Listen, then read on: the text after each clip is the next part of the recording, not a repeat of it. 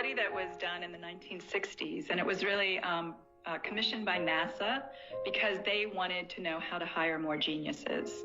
So they hired George Land and his team to go out and figure out, like, what makes a genius. So they started with a group of 5-year-olds, and they gave them a creativity test. So the way they defined genius was, how do you use your creative imagination to solve problems? And what they found was, of this group of 5-year-olds, 98% qualified as geniuses. Then they came back 5 years later when this group was 10 years old, and it was down to 30%. 5 years later at 15, it was down to 12%. And then I think they just kind of gave up in disgust. But George Land took it further and went out and surveyed adults and found that only 2% of adults. And the thing that's also very interesting is he attributed this to school.